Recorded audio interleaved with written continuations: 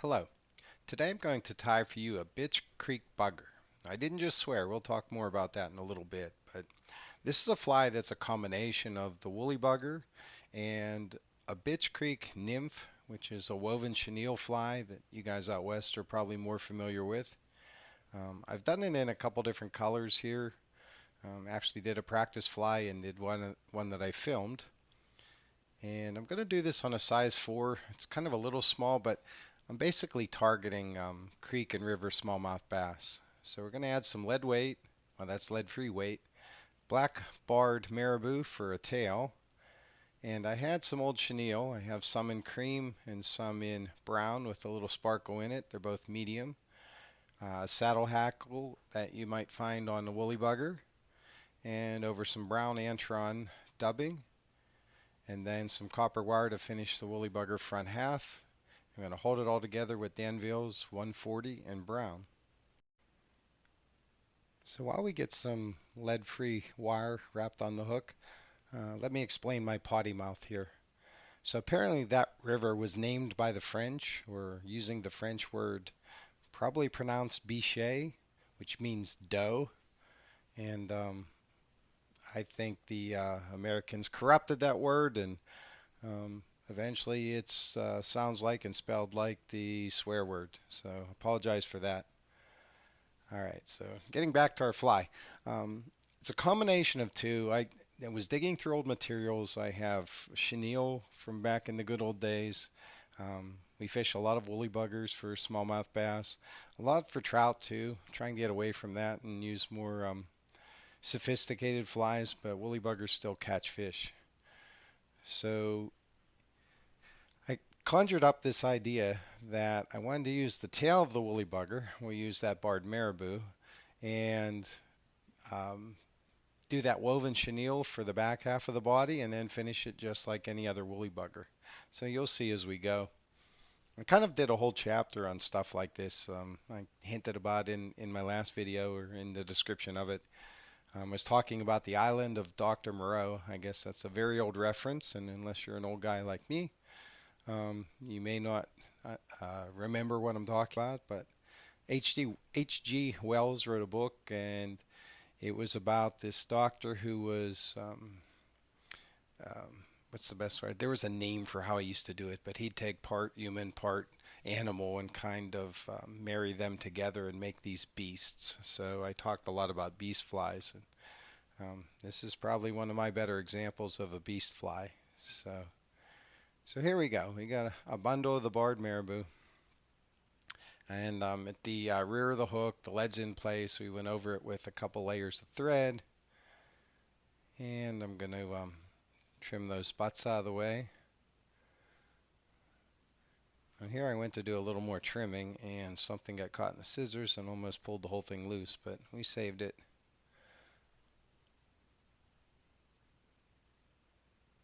And we'll come back in and wrap over the butts. The idea here is we want to make a nice smooth underbody. This is where we're going to do the woven part.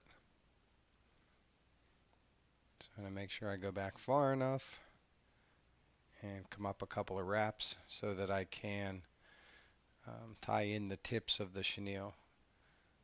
So this old chenille, this is a bristly brown bugger chenille. You probably saw the label. I don't even know if they still sell something like this. It's got a little sparkle in it. Um, really isn't much good for anything actually, but it's kind of cool for this.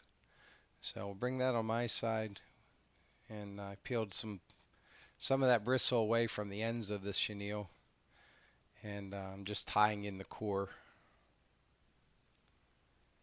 And we don't want this to pull through. We're going to pull on this pretty hard. We're going to be weaving, and you want to tighten up as you go.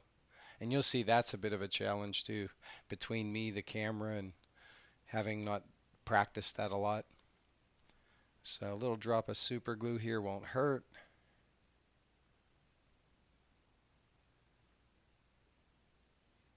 And we'll smooth things out and come forward.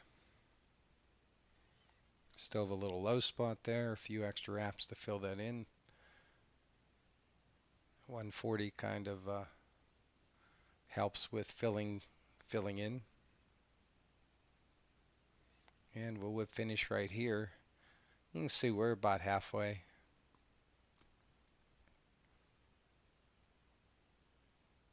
And for weaving, we have to get the thread out of the way. All right, so I've turned the vise toward me because that's kind of the standard practice technique for when you're weaving. And I promised myself that I was going to do more with woven bodies and practice all this stuff. And to be honest, it's really cool. I'm not sure you catch more fish with it, but it, the end product can look really cool when you're done. So we have a dark and a light chenille. We're going to keep the dark on the top of the on the hook, kind of like the dark dorsal surface on a minnow or a crayfish or something. And then we're going to bring the cream colored underneath. And there I'm kind of trying to pull that tight, see what's going on there, and kind of practicing and figuring out how I'm going to change hands here. In the real world, without a camera, and if I was actually straight on, I probably wouldn't even have to let go of those. I can probably take one hand across and hang on to each piece and never have to switch hands. But you'll see I was able to kind of adjust when things did get a little slack on the way through this. And then I can pull each wrap tight. So I'm fairly confident I'm not leaving a loose mess behind there, and it's going to be somewhat durable. And I can make everything line up doing this. So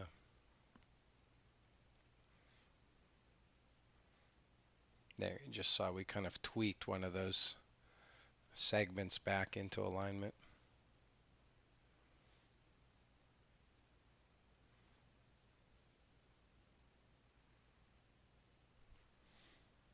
And believe me, there are other videos that make this look really easy. I make this look a lot harder than it is. I took my time. I tried to align each one of those segments so that um, the end result was good. But this isn't how the professionals do it, guys. So I'd encourage you if you're interested in weaving, go watch how the guys that are really good at it do it. I'll be honest, the only guy I really saw do this was Oliver Edwards. He did a Polish woven nymph, and his video and his instruction was really good.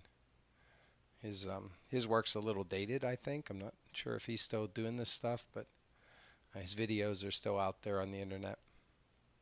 So now we got to add the thread back in so we can tie this stuff off. So I kind of pinch the extra end of the thread, tag end of the thread in my fingers and wrap back over it. So, and it's right about here I'm deciding, do I need to do these one at a time, separate them, and, and see how bristly they are? They're kind of stuck together on me. Kind of like, I don't know, some kind of Velcro almost. So at this point, I think I'm figuring I want to just give up on this, wrap around everything, and in the end, it works fine, and we'll call it good.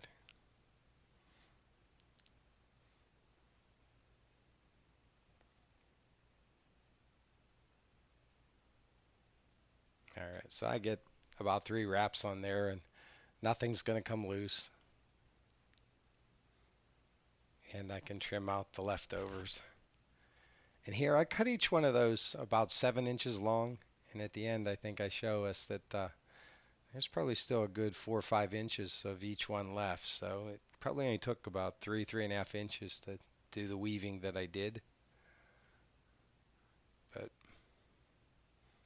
all right, so we're going to take a little break here and get things oriented again and reset the camera.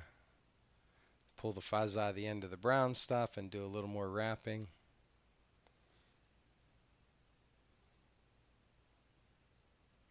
And I went a little further than halfway with the woven part. You can see the little dots kind of line up. End result's not as bad as I thought.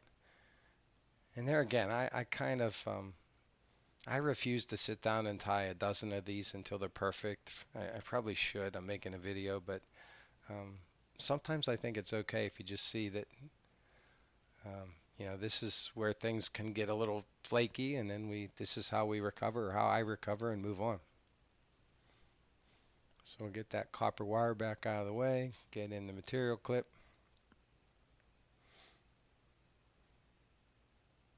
and then from here on, it's going to be pretty much the way I tie a woolly bugger. Um, and truthfully, I do like the dub underneath the woolly buggers now too. I don't really like the chenille anymore. It's probably why I have so much of it left over. So this was Antron yarn. It's long stapled because I cut it long and stuck it in a coffee grinder years ago, and it was in a pouch in one of my bins, and it was kind of the perfect color for the front half of this fly. So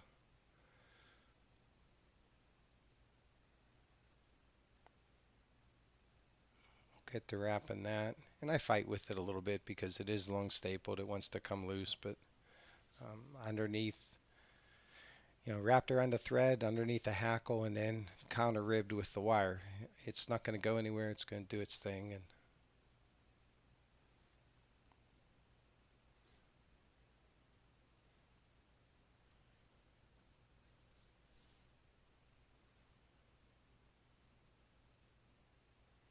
yeah. So this one was more again out of boredom.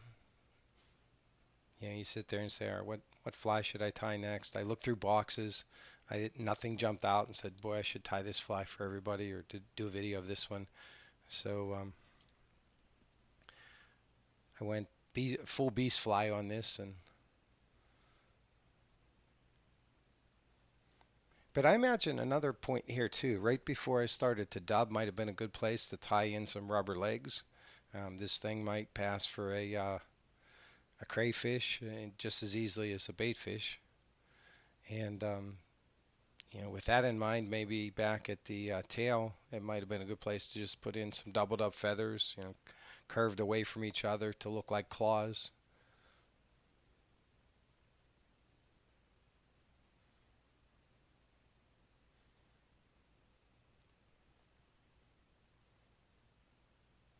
So here's that saddle hackle. I stripped off the junk and fuzzies from the bottom, and we'll get a few wraps over it. It seemed to fall right into place.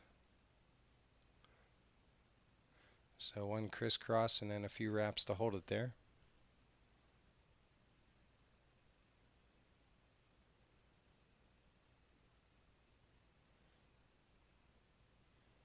Yeah, it's not a bad place to put a half hitch or a whip finish to make sure that things don't pull loose. And I am going to use the rotary feature to do this part.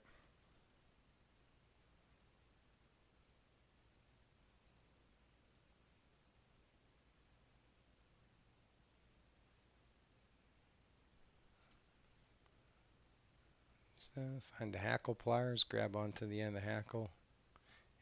Had in my mind I was going to do it without the hackle pliers, but that would be where the end slips out and everything unwinds on you, and I'm videoing, so I didn't risk it.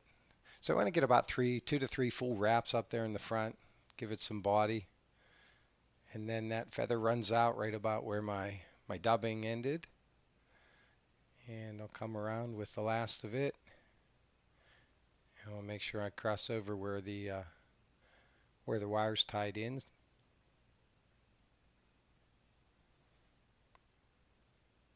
And there we are. Now the copper wire is going to be tying down the hackle. I put the first two wraps pretty close together and then kind of space them out. So you're counter wrapping or crossing over that hackle. It's going to make that pretty durable. Give that front half of the fly just a little flash with that copper. And pull the fibers back and get the copper tied down.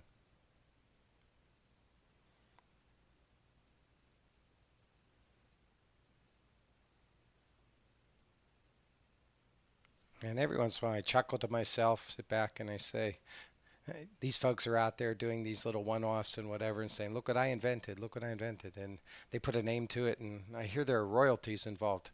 Um, I don't know. That's not what I'm interested in. It's not what I'm after. This was again out of boredom for a little fun.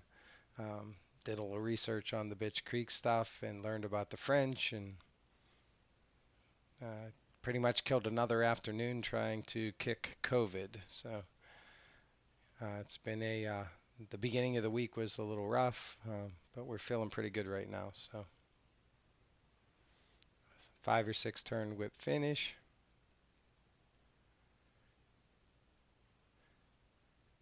And that copper brown colored thread is about perfect for the head on this fly, at least to my eye. So we'll saw off the excess there, and we'll go get the tip of that saddle hackle.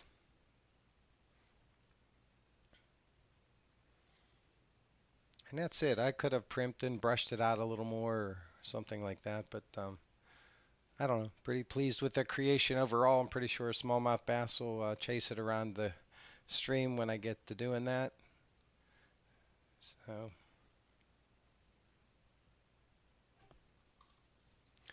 little Sally Hansen's, let it soak in, harden up that thread.